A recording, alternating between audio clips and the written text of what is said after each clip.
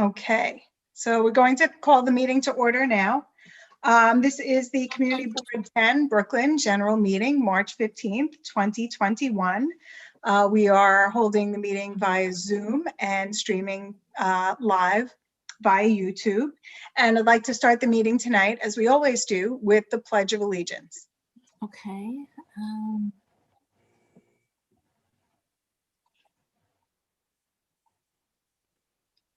Great, we have our flag graphic up, so if everyone can just salute the flag. I pledge allegiance to the flag of the United States of America, and to the republic for which it stands, one nation, under God, indivisible, with liberty and justice for all. Thank you, Josephine. And now I would call for an adoption of the agenda. Diane Gennardis, and do I have a second? I'll second. Oh, I'm sorry, who was that? Dan. Oh, thank you, Dan. A second, and an adoption of the minutes. Joe? Joe, thank you. And I have a second, Marissa Perez. Thank you. And now I'm going to start the public session. I am going to ask this evening that we really try to keep each speaker to 2 minutes. I don't want to be disrespectful or rude to anyone, but we are going to be a little bit heavy on the timing buzzer because our meetings have been running long. Public session takes up a big chunk of our time. And so I'm really going to ask my speakers 2 minutes. Try to be mindful of the time. So the first person who we have to speak at the public session is Senator Andrew Gennardis. All right, thank you, Laurie. Hello, everyone. Hope everyone's doing well. I will do my best to keep this as brief as possible. Couple of quick updates for you all. Number one, on Friday, the governor signed 2 of my bills into law. One would extend death benefits for public workers who die of COVID, so their families are taken care of. We passed that bill last year. We extended it another 2 years. And the second bill is every employee in the state of New York, public and private, is now eligible for up to 4 hours of leave to go get their vaccine, should they choose to. And that was a law that I sponsored that the governor signed on Friday. Very happy about that. It'll help lower the barriers for people who want to go get vaccinated. My office is working to help assist people get appointments because we know that it's still tough for folks to get appointments. I just got word maybe about a half hour or so ago, there'll be a pop-up vaccine site in Bay Ridge this weekend. Still don't know how they're going to take the appointments yet, so I'll have more information for you that later on. But if you or anyone you know needs help getting an appointment, please call my office. We have helped quite a few number of people get scheduled. So we're happy to help any way we can. We have 2 more Mondays left for our hot meal distribution, pairing up with local restaurants in the neighborhood to provide free hot meals on Mondays. Next Monday, I believe, is Park Asia, and the following Monday is from Sirico, starting at 12 o'clock until we run out. We typically have about enough food for 250 to 300 people. Folks who are affected by unemployment insurance, now that the federal relief package has been passed and signed into law, your unemployment benefits should automatically extend. We've had about 1,800 or so unemployment cases in the office since last year. So if you know anyone that was on unemployment and still needs assistance, their benefits should automatically extend through September. But if they're having trouble, please reach out to my office and we will do everything we can to help connect folks, make sure no one falls through the cracks there. The last 2 things I'll say. We are in budget season right now. We are trying to finalize the state budget, which is due March 31st, April 1st. Today, the Senate passed their one House budget resolution, which is kind of our top priorities and what we're going to try to fight for in the next couple of weeks of negotiation with the governor's office. I know at a previous meeting, there was some question asked. I wasn't here, but someone asked my staff about what was happening about the housing situation. We are proposing to put forth $1.7 billion in rental assistance as a voucher program to help people pay their back rent so that landlords are made whole again. That covers about 2/3 of the total unpaid rent in the state, which right now we estimate to be about $2.7 billion over the last year. So it's not everything, but it's a significant chunk. And we are also proposing a modified version of a bill of mine, which I'm really excited about, a property tax circuit breaker for people who make a certain income and that pay a certain percentage of that income in property taxes. They would be eligible for a state tax, income tax credit. It's a little bit smaller than I would have hoped for in my original bill, but it's great that we're able to put it forth for the first time. And so we're going to try to push those priorities as well as a whole lot more over the next 2 weeks as we're finalizing the budget. And the last thing I'll say, those of you that have seen my statement, I've been very disappointed in the governor these last couple of weeks. I talked about it briefly last month. And for those that missed my statement, I have called for his resignation based on his admission of committing sexual harassment to women in the workplace, as well as the withholding and whitewashing of information regarding nursing home data over the past 6 months. He's lost my trust. He's lost the trust of many of my colleagues, and I don't believe he is fit to continue leading. But certainly we'll see how this all plays out over the next couple of weeks. So hopefully I was under time. If you have any questions, I'll stick around for a few minutes, but feel free to reach out to the office at any time, guys. Thank you. I have a question, Judy Grimaldi. Yes. Go My ahead, question Judy. is about, may I? Yeah, go Go ahead. for it. Okay, my question is about nursing home visitation issues. We still have conflict, the CMS or the federal law has issued certain regulations on opening up visitation. The State Department of Health has not done so. There's conflicting issues, and my clients, my family caregivers are just so distraught about it. I know there was a bill that you were promoting. I don't know what happened to it. I know something passed in the Assembly. I don't know if it's being converted to the Senate, but anything that you can do to clarify. I have drafted a handout for families to give out. I've corrected it 5 times, and I'm still not sure my handout is correct because of such conflicts between what the state, the governor, CMS, and then the nursing homes implement. And it's just horrific. This is what happens. Yeah. We're still getting families who are asking for compassionate care visits and not being let in. Okay, your turn. So this is what happens when you have decisions being made at the state level without the guidance or the input of state health officials, what's been happening. We did pass legislation through the Senate. It did not go through a different version passed the Assembly to basically codify visitation rights. We're trying to reconcile those right now. And so we're trying to, wrap that up as soon as we can with the budget kind of hanging over our heads. But Judy, if you just send me a note to remind me, I'll try to follow up first thing tomorrow and see if we can get some more clarity for you, at least in the interim. Thank you very much. Okay, thank you, Senator Gennardis. Great. I have a question. Go Andrew, ahead, Dean. the rental checks, are they going directly to the landlords? I believe that is based on application made by the tenants upon verification by the landlord. That's what I've seen so far, but that's not all finalized. It's based off of the program that we passed last June, which was seeded with $100 million of federal CARES Act funding, but which was not all utilized. But that's where it looks like right now. That is all subject to change before the final budget. Okay. All right, thank you very much. I don't see any other hands up, so we're going to move on. And I'd like to, next to speak at the public session is Kayla Santosuelso from Councilmember Brannan's office. Thank you, Lori, and thank you for that pronunciation of my last name. I am impressed. You're welcome. Hi, all. I'm here in the place of Michael Sheldon, who normally is here from Councilmember Brannan's office, just to give you some brief updates, and I can take any questions if you have any.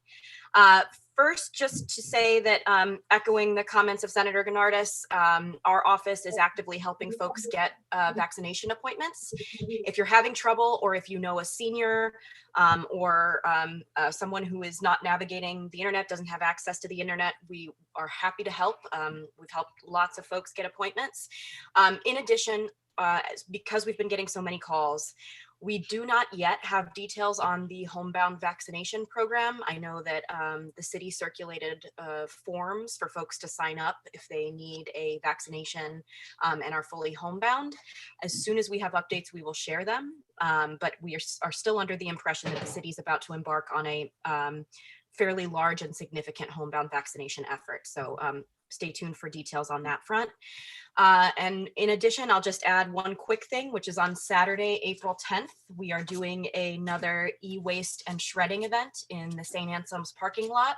So Saturday, April 10th, if you have electronics that you need to dispose of properly, or if you have sensitive documents, for those of you who haven't been to one of those events, it's a great and easy way to get rid of those documents properly. And all you need to do is walk up or drive up, and our teams will help you dispose of those items. So Saturday, April 10th in the St. Anselm's parking lot, I believe, I'd have to check the time. I think it's 10 to 1, but I'll verify. And anything else, of course, our staff is up and running and has been throughout this pandemic. And so anything you need, we're here for you. Thank you very much. And now next to speak is Donald DeRosa from New York City Controller Scott Stringer's office. Thanks, Lori. Two things. I'm going to try to do this in 2 minutes, so let me get to it. First and foremost, well, I'm sure as most of you are aware in general, our office, the comptroller, is tasked with giving the final stamp of approval to any contract that the city enters into, and that also includes emergency contracts. And this is an immensely important process because we thoroughly vet all contracts that the city enters into before we formally register them. And we're talking about, tens of millions of dollars that the city enters into contracts annually.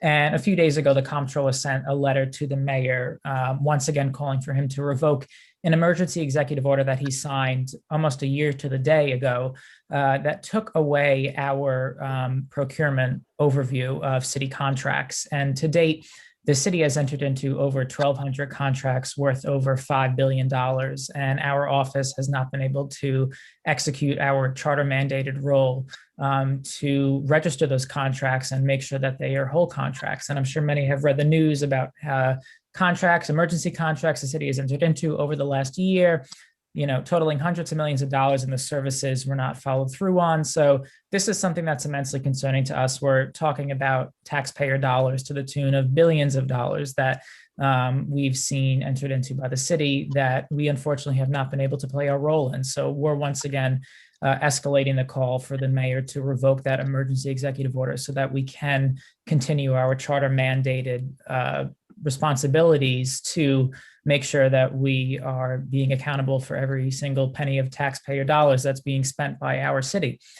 Second and lastly, just this morning, actually, the comptroller and the nonprofit advocacy organization A Better Balance released the results of a jointly administered work and family survey that we launched back in October of last year that more or less sought to understand how New Yorkers have been navigating professional and personal responsibilities during this pandemic. And the findings that we had were immensely clear that we face an unprecedented crisis of care. And this survey showed that women, people of color, and low-income New Yorkers who are overrepresented in frontline jobs among the highest percentage of part-time workers and caregivers suffer disproportionately during this pandemic and face immense barriers to workplace flexibility.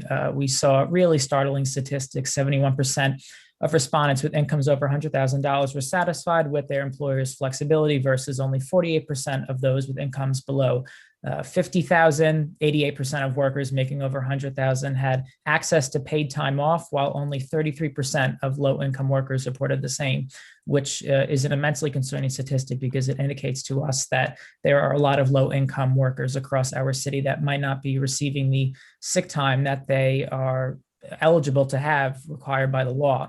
So we put out a series of recommendations with a better balance, including equitable access to affordable childcare, strengthening the city's human rights laws, as well as enacting robust emergency leave priorities in response to the pandemic and being able to expand permanent paid leave rights. So this was a really interesting survey. We were able to get respondents from every single borough, every single neighborhood across the city, and it really laid bare the picture that we all too often are hearing about, that this pandemic is really exposing some of the deep inequities that we face in our city, and we have a really unique opportunity to move forward and recover in a way that really uplift the most vulnerable amongst us. So I will post in the chat a link to that survey if anyone is interested in looking at that data and utilizing it possibly, and also reading the report that we put together. Thank you. Thank you very much. And the next speaker we have is Nancy Lulu from Brooklyn DA Eric Gonzalez's office. Good evening, everyone. Hope everyone is doing well. I would like to extend greetings on behalf of DA Gonzalez to each and every one of you. Just a couple of announcements in regards to the DA's work. On March 1st, 2021, Brooklyn District Attorney Eric Gonzalez announced that a Brooklyn attorney has been arraigned on an indictment in which he was charged with several counts of grand larceny for allegedly stealing approximately $201,000 in funds he received and was not entitled to while representing clients. This defendant allegedly betrayed the trust of his clients and abused his power as an attorney, taking advantage of escrow accounts he controlled to steal hundreds of thousands of dollars. We will now seek to hold him accountable for this serious breach. Also, on March 2nd, 2021, Brooklyn District Attorney Eric Gonzalez announced that a 22-year-old man has been indicted for assault, reckless endangerment, and other charges for allegedly causing a car crash that seriously injured a Brooklyn mother of 6. The defendant chose to drive his car in a highly dangerous and reckless manner, allegedly speeding and ignoring a traffic light, and caused a devastating crash that nearly killed a beloved mother. We will not allow drivers to treat our roads like racetracks and to act with complete disregard for the lives of others. Such behavior is criminal and will be prosecuted in Brooklyn. I encourage folks to visit our social media platforms to check on other indictments and events and updates that take place at the DA's office. And finally, as always, I would like to conclude by reminding everyone with the Action Center's phone number, if there's a matter you would like to address with our office, to call 718-250-2340, and I could be reached at lulun@brooklynda.org. Thank you so much. Thank you very much. And now we have Flora Baptiste of the Mayor's Office to End Domestic and Gender-Based Violence.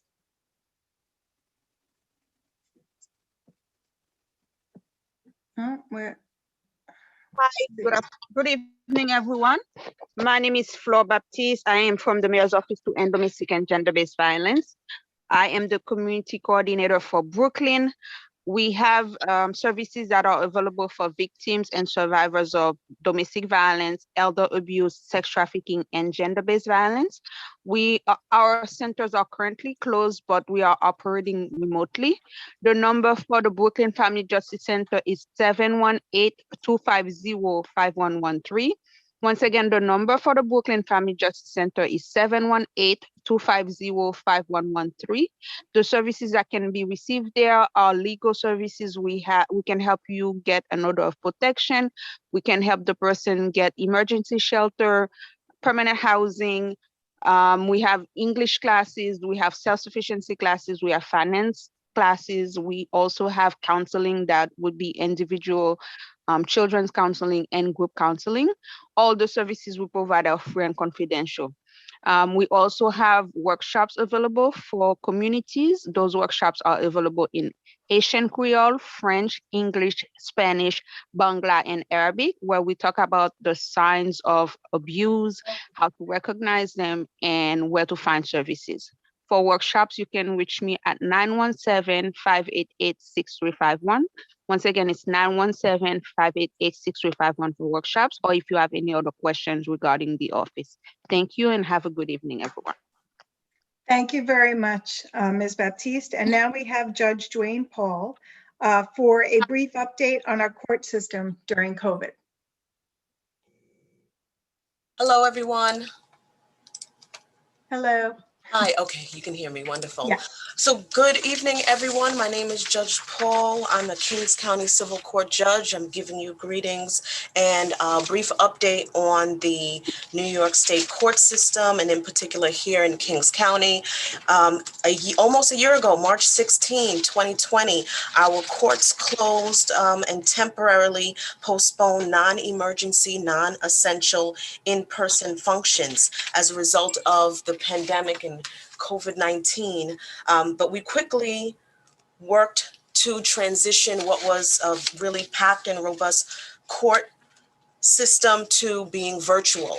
And so today, if you have a court proceeding, essentially our goal is that you would appear, if necessary, for the first time to file if you are pro se and do not have an attorney. But if you do have counsel, we've expanded electronic filing so that cases that are non-emergency, non-essential cases can be filed. Ultimately, if you had a case that was pending and it was during the time of the COVID shutdown, you should have received notice in the mail as to the future adjourn date. Right now, the bulk of the cases that we are working include two sides who have counsel, or if there are parties who are pro se and represent themselves. If you do not have the ability to appear either by phone or by video, you can come down to the courthouse, and we have a system set up where you can come into the courtroom. There's a court officer and there's a clerk, and the judge is sitting in a different room, and the monitor is set up and available to you to appear virtually. We are looking forward as we begin to vaccinate and hopefully find our way through this pandemic.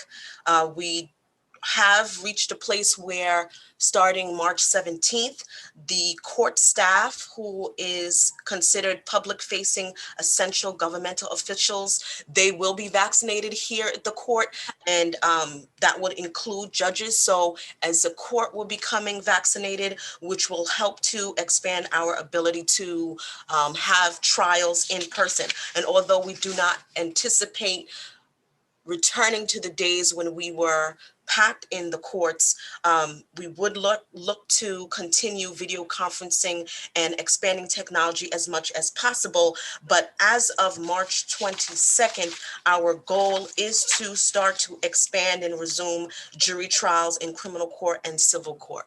And so that's the brief update. Stay safe, everyone. Thank you. Thank you very much, Judge. And now we have to speak Kay Nguyen from Assemblymember Matilda Front's office. Hi, everyone. My name is Kay, and I bring greetings from the office of Assemblymember Matilda Frontis. I'm the Assemblymember's new Legislative and Communications Director, and look forward to working with the Community Board. Thank you, all of you, for the work you're doing. We're here to serve you, and our district offices are open 5 days a week, and you can find me in the Bay Ridge office. We're here to assist with any issues, whether it be unemployment, housing, etc., and happy to do so. Okay, thank you very much. We now have Frank Fontana from the Department of Buildings with regard to the extension of the sign moratorium. Hi, it's Frank Fontana, Department of Buildings. Hope everybody's doing well. So local law 128, that's the accessory signs for storefronts and businesses. So as of from February 9th, 2019 to February 9th, 2021, the city council had voted to extend the moratorium where businesses will not get essentially work without a permit violation for any signs that do not have a permit. So the city council recently extended that moratorium up until January 1st of 2023. So we will be issuing a formal service bulletin shortly. So I will update the community board once we have it. But the city council did extend that. So those business owners do have essentially until that period to either legalize the sign and get a permit for their sign. They can consult either an architect or a licensed sign hanger. If you go on our newyorkcity.gov/buildings and you search for signs, there are links to sign hangers and some more information on the types of signs. And if they do require any type of electricity. Obviously, you need an electrical permit as well. So there is more information on our website, and I'll send that service notice once I do have it. I also do encourage everyone to check out our website. There are 2 links, especially one is for you can sign up for the DOB newsletter, and the second one is to sign up for job updates. So if there's a particular job you have in mind, you want to follow or track, you can plug in the job number, and we'll send you an update once there is an update in our biz system. And just and that's I'm sorry, and I apologize. And one more thing I do want to just bring up again is local law 152. That is the periodic gas inspection. So the city council had voted to extend the filing period until June 30th of this year. Community boards 1, 3, and 10 in all boroughs are required, those property owners that are above 2 family. So anything that's 3 family and above, they're required to hire a plumber to do a periodic gas inspection of their its common areas inside the house, the basement, and so forth. And that report gets submitted to the Department of Buildings. And we do allow some time to make some corrections as needed if there are any issues that are found. So that report is submitted every 5 years to the Buildings Department. So because of the pandemic, we have the City Council did extend that period for those particular community boards. And that's it. And I'll be on the call if there's any other questions that come up. Thank you. Thank you very much. And now we have Morris Denmark from the Brooklyn Public Library. Okay, hi. Hi. My name is Morris Denmark, of course, and I am the new branch manager at the Fort Hamilton branch down on 95 and 4th Avenue. And generally the libraries are open 6 days a week, Monday, Wednesday, Friday, and Saturday, generally at between 10 and 4.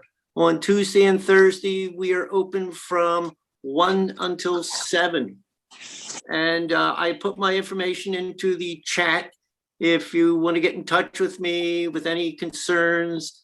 If you don't have a library card, you can come into the library. We have limited service in the lobby. You can come in, we will issue you a library card. Just bring some picture ID, something with your address. We can give you a card. And what we do offer is we have lobby hold service. If you have a phone or a computer, you can go to your app store, download the Brooklyn Public Library app. You can put a request in for a book if the library has it or the library system has it, and you can have it requested to be sent to any branch you would like, and you will get notification when the book is at the branch, and you can go in and pick up the book with your library card. There is no access into the building itself. There's no computer access. Right now, we are just limited to, issuing holds or requests in our lobby. So you can still pick up books and DVDs from the library, but you cannot go into the library and browse. Well, thank you very much for giving me this moment to speak, and I hope to see you at the library. Thank you. Excuse me, it's Joe. I have a question. Yes. Sure, go ahead, Joe. When are they going to start opening the libraries to allow people entrance for browsing, as you would say? I mean, at limited capacity, they're opening everything else up that they deem necessary. When is the library going to be able to be used by the public? This is a very good question. And I know the library is working on it now at this moment. They're trying to work out some protocols to allow people to start coming into the library to begin browsing again with, soon we will start having limited access into the library, but I can't say exactly when at this time. Because at this point, they should be more or less trying to allow access. You have a security guard. So many people can be allowed in at a time. Yes, I agree. I mean, they have to do something. Yes, I understand. And they are working on it. And it is unfortunate, but they're, thinking about the safety of our patrons and hopefully, of course. Yes. But everything else is opening, but the libraries are still almost shuttered. I understand. Yes, this is true, and they're working on it. That's all I can say. I'm sorry. Thank you very much for the information. I'm sure a number of people are pretty happy to hear that they can use that app and pick up a book or a DVD. So thank you very much, and good luck in your new post at the Fort Hamilton Library. And now we have Roman Titov, member of the public. Roman? I don't have any questions, actually. Okay. Sorry about that. All right.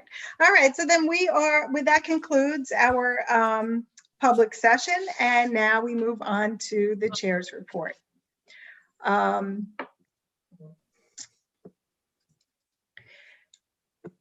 me get my report. Sorry. Okay. So good evening and welcome to the Community Board 10's March 15th meeting via Zoom with a live stream to the public. We've enjoyed our first few days of spring weather, giving us the opportunity to get outside a bit more, which has been wonderful. This time last year, New Yorkers were under a shelter-in-place order, so a lot has changed since then. Changes have been implemented at an unprecedented pace over the past year in order to try to keep up with the fallout of the virus pandemic. This spring, our streets will look very different from prior years, and many of us will have the opportunity to dine and shop outdoors through the city's open restaurant and open storefront programs. These programs are a great help to our local businesses, which continue to struggle. Open restaurants is the subject of a citywide zoning text amendment. While there are currently guidelines for these programs, the programs are new and the kinks have to be worked out. The successful sharing of our open spaces will be a community effort, and we want to hear from you about what you see that works and what doesn't. So as you venture out into the warmer weather, please reach out to the district office to let us know about your experiences with those aspects of these programs that are working and those that you see presenting challenges for the community. Your input will help us provide feedback to the city to ensure the effective implementation of these programs and their success for all of the members of our community. I wish you a happy spring, and I thank you for attending this meeting, and I hope you stay safe. Respectfully submitted. And now we move on to our district manager's report. Josephine? Thank you, Lori. So I'm going to do something a little different. I'm going to do a little show and tell in my DM report today because I feel it warrants some visuals. So good evening, board members. Since we last met the district office, we too have been busy working with area residents in need of COVID-19 vaccine appointments. Today, we were notified that the Bay Ridge Center has arranged with a local pharmacy to help those 60 and over with vaccine appointments on Sundays. The pharmacy will provide the 1-dose Johnson & Johnson vaccine, and requests for appointments can be made at the Bay Ridge Center, and I'm going to be emailing that out to board members. I also wanted to share that the district office heard this month from residents concerned about a recent development which appeared to be out of scale and several questioned the zoning. Plans were filed at 1055 63rd Street, initially for a 4-story building, which later changed to a 9-story building, a community facility with a residential component. The board is notified on new building applications by the department buildings, but we are not notified about, amendments. So there was an amendment that was filed on this property on March 2nd. The photo that you see here is the 63rd Street before the new building construction. This is a picture of the building that was taken on March 1st. So as you can imagine, residents wanted to know exactly what the building structure was. So we did reach out to Department of Buildings and ask that the zoning, zoning questions that we had regarding the building, be answered. We also reached out to Richard Burak, our land use director, and we had some questions about the development. As a community facility, there is a different formula that's based on, that determines height. And, depending on your zoning interpretation, or the zoning that's applied. The plan examiners did approve the plans here, and they are going to take a look at it based on our request. So stay tuned. I will keep you all posted. As we had a little hint of spring last week and warmer temperatures, residents are out and about. And I wanted to share with you that we typically get graffiti complaints because graffiti is not able to be removed during the winter months. I spoke to several business leaders last week, and the removal of recurring graffiti can be problematic for businesses. The New York City Economic Development Program's Graffiti Free NYC was a wonderful business program, but unfortunately was suspended due to budget cuts related to COVID-19 pandemic. But last week, the NYPD's Commissioner Shea announced plans to join with community partners to clean up graffiti with the launch of a new email address, graffiti@nypd.org. And I am encouraging residents to call 311 to alert local NYPD to recurring graffiti locations or to contact the district office, as we will be relaying these locations to the email address that was provided by the commissioner last week. The New York City Department of City Planning emailed the district office last week to alert us to 4 upcoming citywide zoning resolution text amendments. Lori mentioned one about the open restaurants. We are on the lookout for 3 more. The first is zoning for accessibility for subway station elevators, a health and fitness text amendment, which is going to be based on the outmoded zoning regulation for exercise gym, licensed massage therapy, martial arts studios, and spas, among other health-related businesses. And the third one will be the grocery store Fresh 2 expansion. So the zoning committee is going to be pretty busy in the next few months, Doris. And my last announcement this evening is that the 68th Precinct Community Council will be meeting next Wednesday on March 24th via Zoom.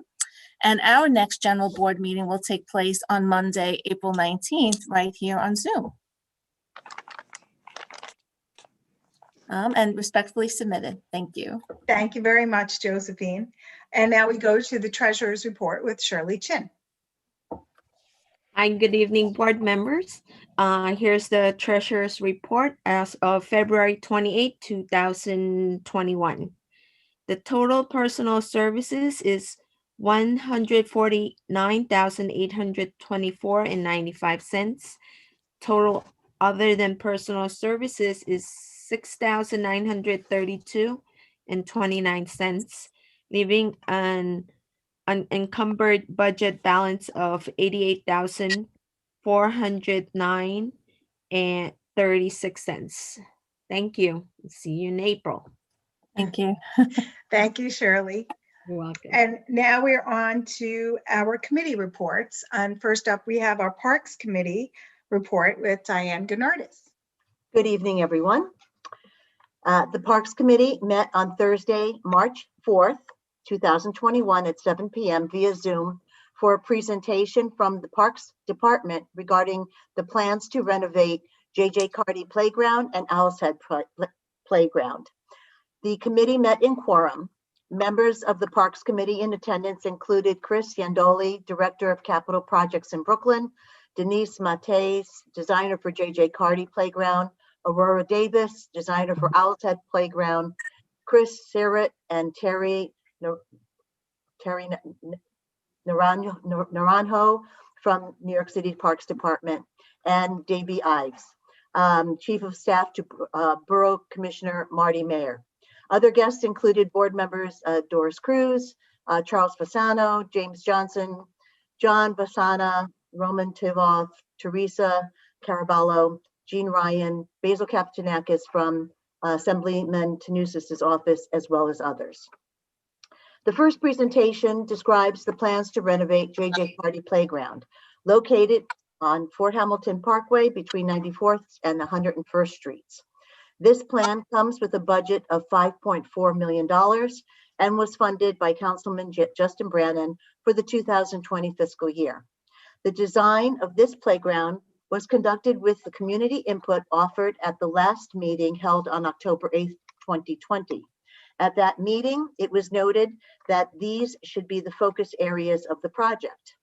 to reconstruct the playground to provide a wide range of accessible and age-appropriate play opportunities, to reconstruct the spray shower and provide additional water utilities, to provide positive drainage throughout the site, including bioretention areas if possible, to define appropriate seating areas for all park users, to improve park security with additional lighting, and to provide welcoming connections from all playground entrances. The area to be renovated is about 2 acres.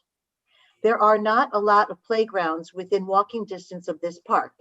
While looking at the land use in the area, it was noted that there are 1 and 2 family homes, as well as multifamily residences, mixed use, open space and outdoor recreation areas, commercial, institutional, industrial, parking, transportation, utilities, and vacant lots.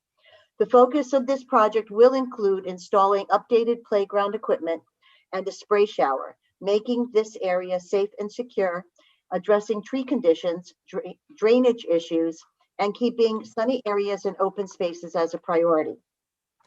In terms of the tree inventory, some of the trees will need to be removed along the back of the park. These are the smallest trees on site, and they will be replaced. The comfort station will not be addressed as part of this project. Pavers will be installed around the specified areas, and there will also be picnic tables, game tables, and separate seating space provided. The benches provided will be wheelchair accessible so that they are inclusive of those sitting there. In other words, wheelchairs will not have to be placed at the end of the benches, but rather in between benches. Playground equipment will be focused on 2 age groups, ages 2 to 5 and 5 to 12. This equipment will be kept within a central court area. The monument and flagpole in honor of Giovanni Giordano was restored about 6 years ago and will not be touched as part of this project. A spray shower will be installed, as well as water jellies for younger children. Painted games such as hopscotch leaves will be placed on the pavement. In terms of types of swings provided, there will be 5 bays of swings, 4 of which will be bucket swings and 1 ADA swing. There will be an area with 2 ping pong tables and chess tables, which will be wheelchair accessible. Additionally, there will be an area for additional fitness equipment called Game Time Thrive 450 unit. Bottle fillers, which also have a dog bowl, will be placed throughout the park. There will be bike racks installed and additional lighting placed throughout the area. Various heights of fencing will be placed strategically around the playground and along with low shrub perennials. There was some discussion as to whether the number of swings planned is adequate. The response is that swings take up a lot of space, but the designer will look to see if additional swings will fit. Another comment made was that people who use this park between 7 and 9 a.m. are dog walkers. To that end, it was suggested that if possible, evergreens be included in the landscape design to make it not only child-friendly, but to also absorb emissions from the bridge and any other non-desired odors. One of the most important comments had to do with the whale and the advocacy not to remove it from the park. Another question posed dealt with the basketball courts and the baseball fields, wondering if these would be renovated as well. The Brooklyn Commissioner's Office is working within the master plan to include additional area renovations. That is why a fitness area has been included in this proposal.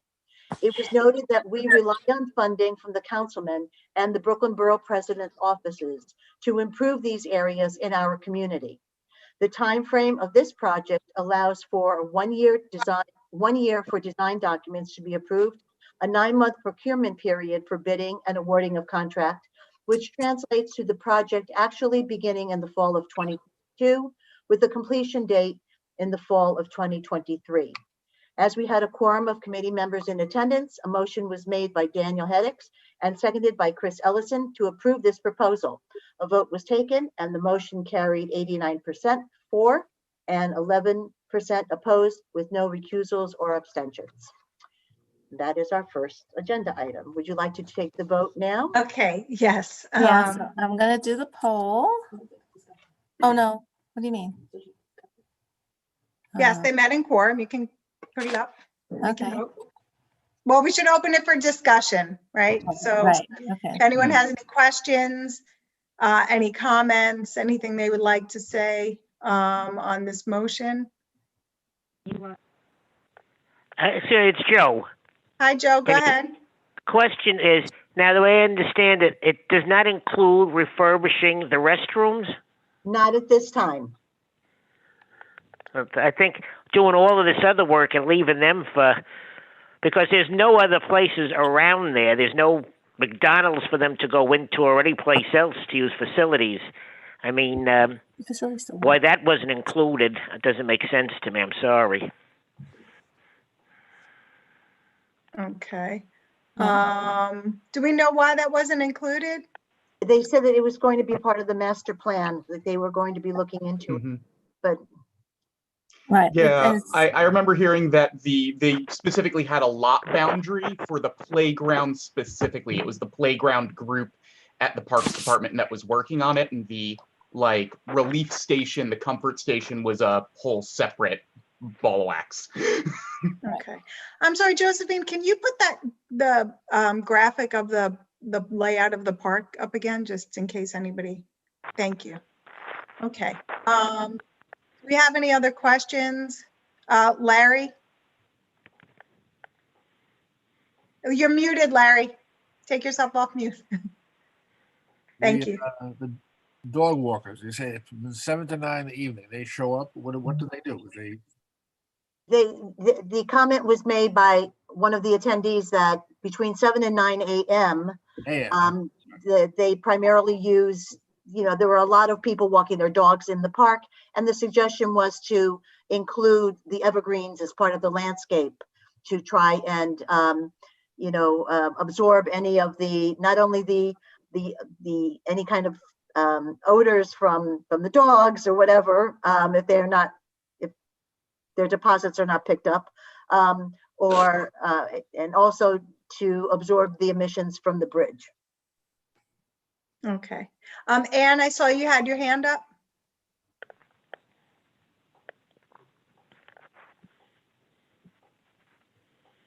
I can't hear you. There you go. No, withdraw the question. Oh, okay. Thank you. Do we have anyone else? Judy, go ahead. I'm just having the hardest time imagining this park. Is it under the bridge? Is it the park that's under the bridge? Yes. There's grass under the bridge and ball fields? It's I'm not trying to quite visualize under this. the overpass yet. It's like a little bit more north. So the overpass hasn't gone over it just yet. That's like more where the basketball courts are, but this is at the very northern end. See the plan, the ramp, bridge ramp? Is it the back of John Paul Jones Park? Is that where there's No. grass? No. But I don't No, know. it's totally separate. Right. It's on the same block as the senior center is, but you have to walk in the opposite direction. Okay. Towards 86th Street. Okay. Does anyone Okay, else thank have you. any questions or comments before we call the question?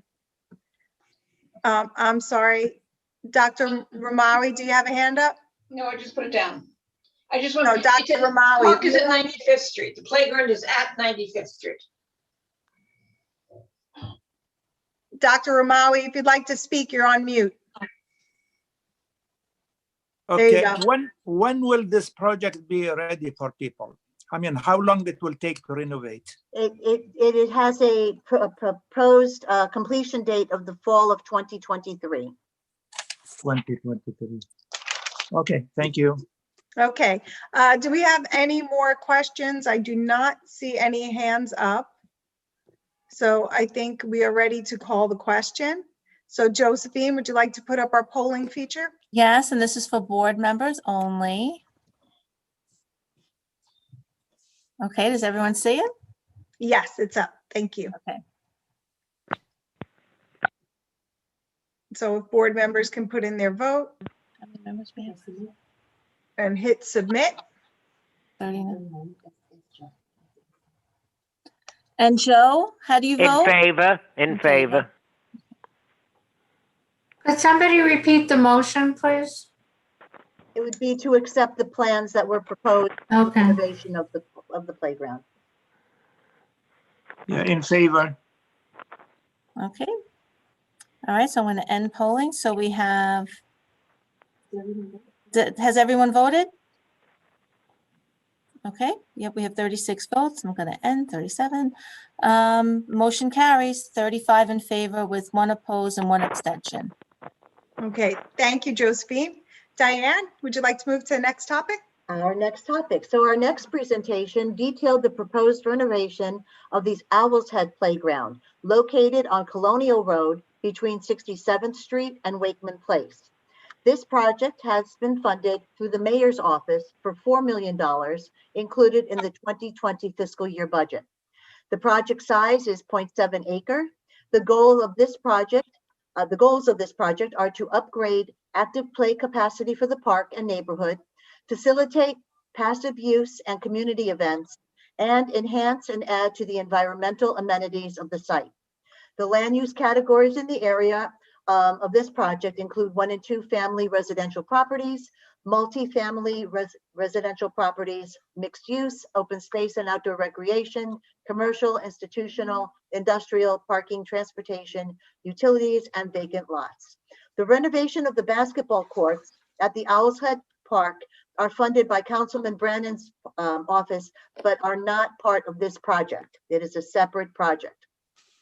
As with J.J. Carty Playground, there are not many playgrounds within walking distance of this park. This park comes with a lot of history embedded in it, dating back from the 1670s when the Dutch first settled in the area. The site is full of mature shade trees. Drainage and erosion areas will be addressed. The metal fencing and the brick columns will be removed. The actual shape of the playground will remain the same because of the trees and the lawn area. The play equipment will be expanded and will accommodate 2 age groups, 2 to 5 years old and 5 to 12 years old.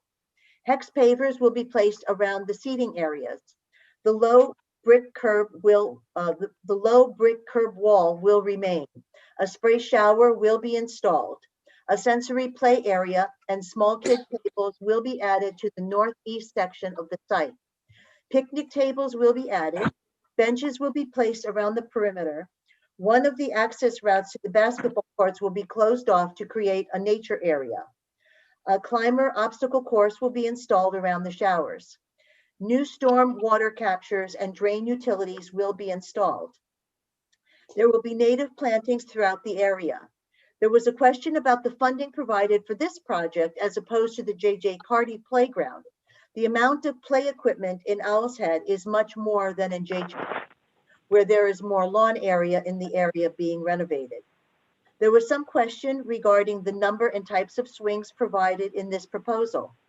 It was noted that tire swings are very popular and allows for collaborative play for children ages 4 to 5 through 12 to 15. Unfortunately, New York City does not install tire swings any longer. Currently in this, there are 5 bucket swings and 2 tire swings. Under the new proposal, there will be 4 bucket swings, 4 strap swings, and 1 companion swing. The panel was questioned if any of the swings are wheelchair accessible, and the response was that if they provided such an accessible swing, it will take away from the number of other swings. That is why a companion swing is provided. Discussion continued, noting the importance of providing such a wheelchair accessible swing. A fence will be installed between the basketball courts and the vegetated area. There is no irrigation provided there. It was suggested by a guest that volunteers are tapped upon to maintain the nature area. The nature trail will be paved, likely with asphalt, making the pathway accessible, but fairly simply done. During the construction, the playground will be closed, but the park will remain open. One suggestion was offered not to have a direct path between the basketball courts and the shower area. The fencing proposed for this area needs to be higher. Also noted that the trees within the basketball court footprint are dangerous because of the leaves that fall to the ground, creating a dangerous slippery condition. A suggestion was made to plant evergreens there instead. Also noted was a strong advocacy to keep the horses in the shower area of this park. These relics should be preserved. A discussion ensued about the importance of fences. Open spaces are nice, but in order to preserve the safety of all ages, fences, locks, and gates are important. The time frame of this project is similar to that of the J.J. Carty Playground. The design phase will end around October 2021. There will be a 9-month period for procurement. The actual construction should begin in the fall of 2022 and be completed by the fall of 2023. As we had a quorum, a motion was made by Henry Stewart and seconded by Dan Heddix to approve the proposal for the Owl's Head Playground renovation. A vote was taken and the motion carried, 59% in favor, 11% opposed, with no recusals or abstentions. And there you have it. Okay, thank you. So the motion is to approve the committee's recommendation, which is to approve the design. Do we have any questions or comments? Larry? Mentioned the removal of the columns. Is that not the historic columns that were restored to the park? And that was part of the Bliss estate, and before that it was the Senator Murphy estate. You mentioned something about removal of columns. I believe that there are 2 columns that they plan to remove at the entrance to the playground. Now, whether there was no mention whether those are historic or not. So I know there's a big Bay Ridge Historical we had for a number of years. It was recovering some of the artifacts from the old estate. I don't know if that's part of the columns that were put there. If you could check that out, please. Okay. Yeah, did they describe, I was a little confused about exactly what kind of columns they were talking about as well. My recollection is that they were simply talking simply about the 2 columns that are by the gated area as you enter, towards the entrance. And if I can, if you go back further, let's see if you can go. I think that there are pictures. They're inside the park, Diane? No, this is along Colonial Road. Oh, the brick columns. Okay. Yeah. Yeah, I have it on, I could try to pull up the, wait, can you see it from my? I believe my initial thought was that they might be the columns that are where the wrought iron gates that surround the interior park, the interior playground are, because those fences are so high. But playground, I could probably pull it up. Yeah, so I mean, I think Larry's question was, as you know, going around Owl's Head Park, there are the original portions of the original gates that surrounded the Bliss estate. His question is it that original fencing really that goes around the whole park that had surrounded the estate? They were talking about, there are 2 brick columns that form the entrance to the sprinkler area. Okay. After you walk into the park and you make a right. Can you see it on my, I'm holding it up on my. Yes. Yeah, and I don't believe those are historic. We did talk about it. Somebody suggested keeping them and the Parks Department said no, that it wasn't possible. Okay, does that answer your question, Larry? Yes, it does, yes. I then have a question, if I may, just jump in. I'm going to actually direct it to Henry and possibly Larry and some of the people on our board who are historians. How do you feel about the removal of the columns? I don't know their historic significance, if any, so I'm just curious about your input on that. I thought it had something to do with the iron gates. You mentioned the iron gates. If you remember, Henry, there was a big recovering those objects. Apparently when the Robert Moses had the park built as it is now, a lot of the historic material that were artifacts were removed. You remember that, Henry? Yeah. There was also, there was actually an old house, one of the old mansion houses actually was demolished in the 1930s and it survived that long. Yeah, so I mean, those 2 columns that they said they're going to remove, like I said, I don't believe that they're historic. They may be, I mean, they're very familiar. I remember them all the way back to when I was a kid. And, my initial inclination was, we should keep them, but the Parks Department was very adamant that they couldn't. And I don't feel super strongly about it. I don't think it'll be a huge loss. And I think actually when this is all done, those playgrounds will look quite nice. Okay, thank you very much for your input. Do we have any other questions or comments? I do, Doris. Oh, go ahead, Doris. I have two. In addressing the columns, there were several concerns by parents who said the plan is taking away those columns and pretty much taking away all fencing. And one mother she said, I have two kids, and if I turn to look at the 2-year-old, the 6-year-old has just run out of the park. So there were safety concerns about the lack of fencing by several parents, and one of the and being able to lock the park if necessary. So I just want to reinforce why there was a request to keep the columns.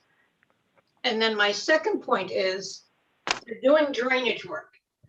Are they doing enough drainage work to take care of the entire area? Because sometimes you can't get to the playground because there's a lake there because the drainage is so horrendous.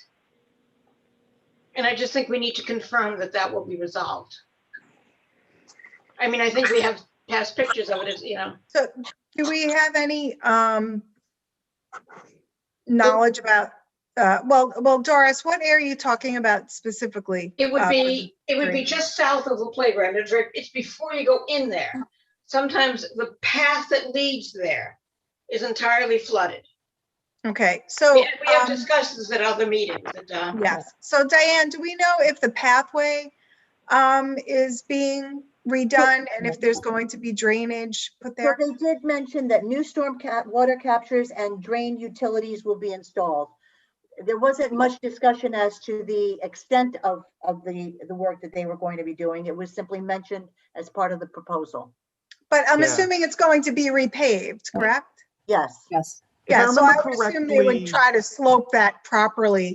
It's an assumption. I don't know for sure. Yeah. I would think they would try to slope it properly so that it would drain in the direction it's supposed to toward. They made if I remember correctly from the live stream and rewatching it a couple of times, they did say that they were having stormwater reclamation areas of plantings surrounding the area. But as far as some of the further pathways, they said there was a separate path project that was in the works for larger parts of the park that were also dealing with drainage. So they said that there was another project elsewhere that was dealing more with drainage, but they said that drainage on the site was being renovated, that there was drainage pipes that already exist, but they are broken, and repairing those will be part of it. So I can imagine that doing this will impact the immediate area surrounding it as well. But there was an indication that they are aware of a problem and they're going to attempt to do something to remedy it. Okay. Does anyone else have any questions? Anne.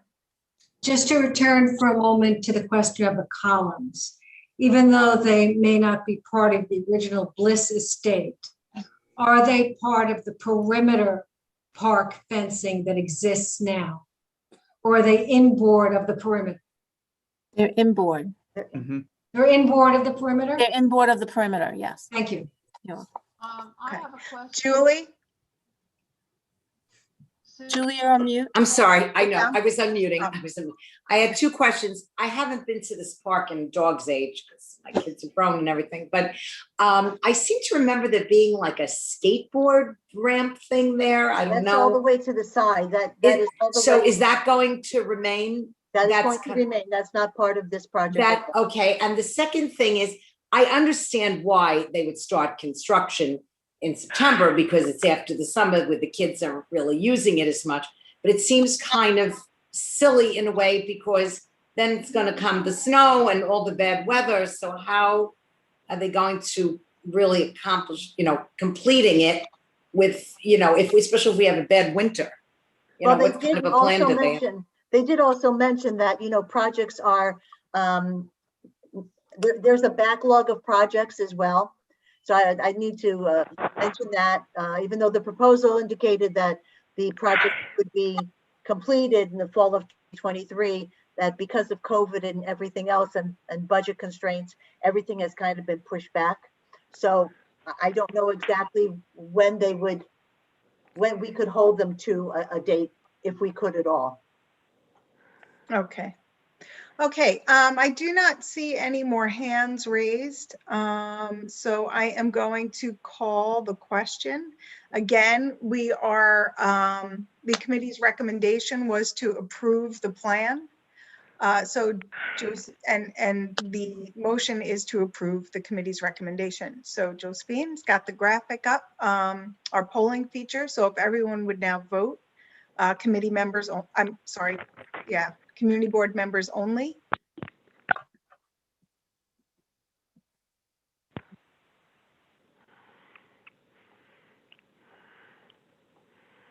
Okay. Looks like everyone has voted. In favor, Josephine. Joe, that's just going to ask you. Thank you. Okay. So we have 38 members, including Joe, in favor with 1 opposed. Motion carries. Thank you very Thank you. much, Josephine, and thank you very much, Diane. That concludes the Parks Committee report, and now we move on to Senior Issues, Housing, Health, and Welfare Committee report with Iris Muley. Hi, Iris. Okay, so, excuse me, the March 11th meeting was convened by the chair at 7 p.m. and live streamed on YouTube. The meeting was formatted as an opioid use disorder forum with an information presentation by Dr. Anthony Accurso. He's the Associate Medical Director of Program Development at NYU Langone Brooklyn Family Health Centers. His focus are primary care and addiction medicine. Dr. Accurso provided information on what opioid use disorder is, medication-assisted therapy, including methadone, I can't ever say this word, buspirone. It's a type of medication, it's a new medication, buprenorphine, and Suboxone. He provided us with an understanding of how people develop the disorder and how they're treated with medication. Through education, he hopes to generate greater understanding of and empathy for those with the disorder. Dr. Accurso described how someone prescribed something like oxycodone could escalate to using heroin as a more cost-effective way of managing physical and emotional pain. And he explained how medications help those with opioid use disorder feel normal and avoid overdose.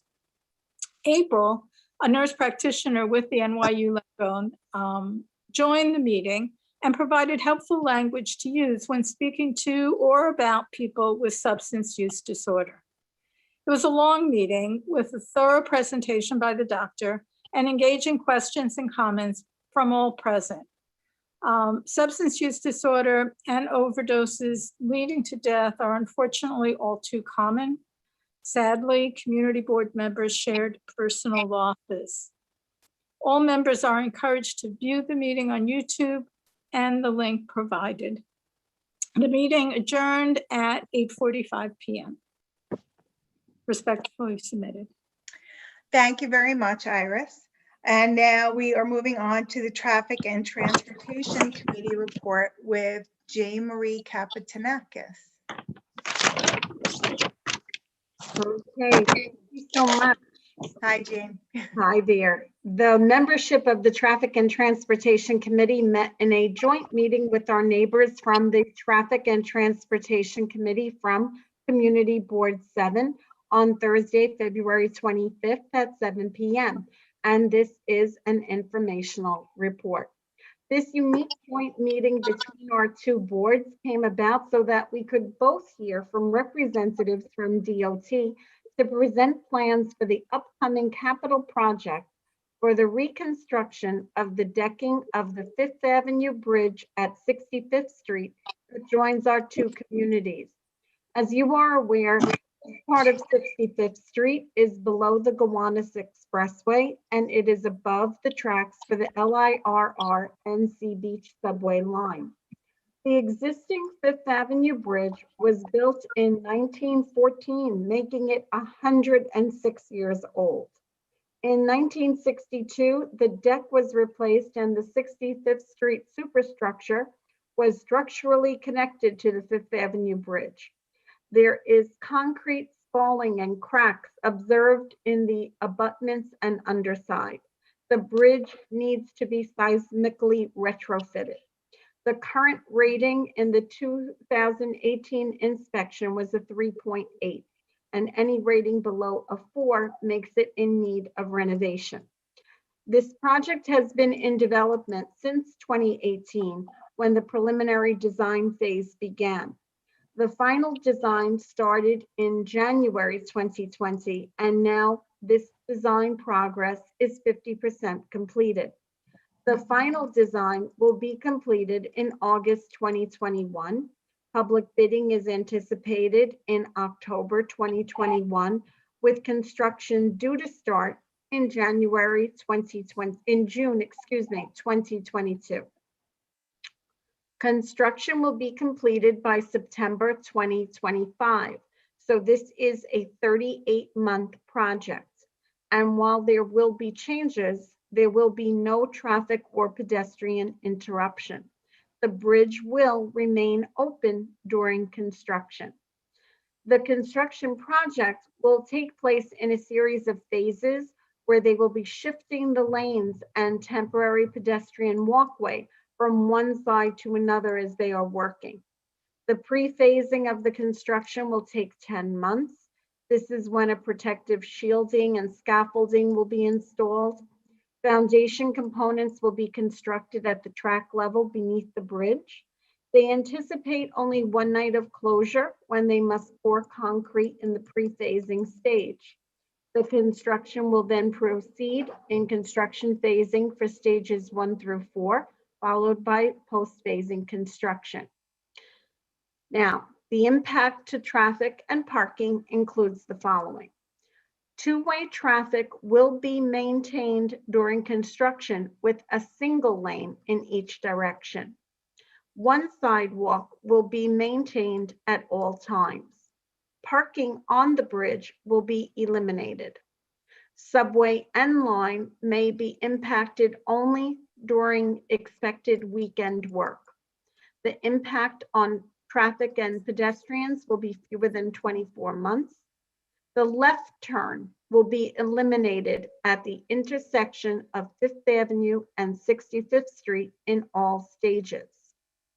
The right turn from 65th Street will be eliminated in stage 4. And traffic agents will be requested to facilitate the traffic flow. Regarding noise mitigation and monitoring, the construction operations will, of course, be monitored. The New York City Department of Environmental Protection's 2007 noise code and standards will be followed throughout the course of the project. Notices will be sent to the community and a community liaison will be assigned. Discussion included that members of both committees expressed concern that traffic enforcement must be a priority. It was noted that the Fifth Avenue Bridge has a shared lane used by cyclists and motorists. These shared lanes will continue during the construction.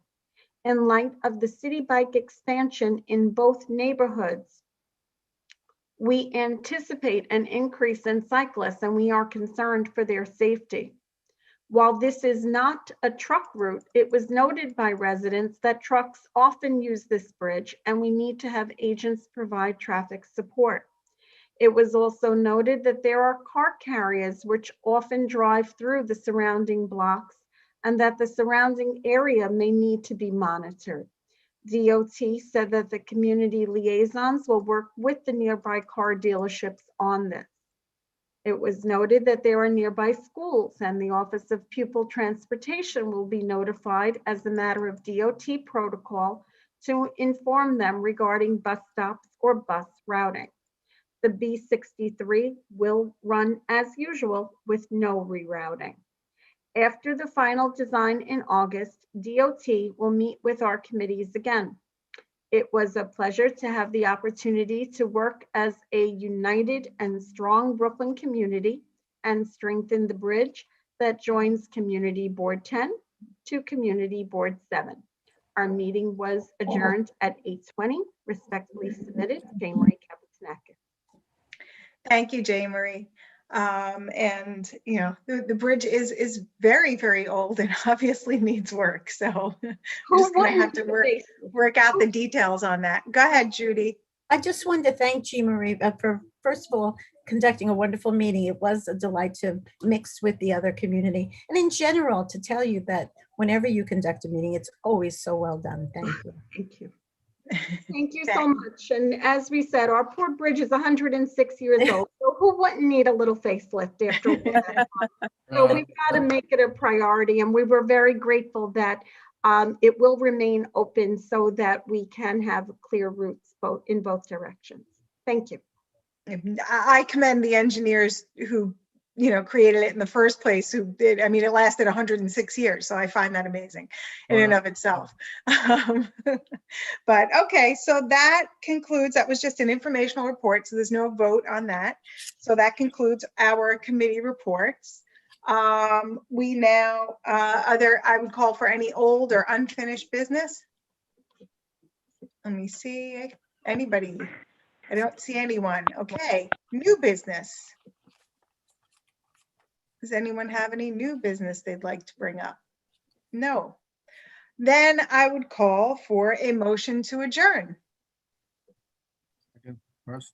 Okay, I've got Dr. Ramawi. I have a second by Larry and Waging Leo, and we are therefore adjourned. Thank you very much, everyone. Thank you for a very smooth meeting and for my committee chairs for all their hard work. Have a good night.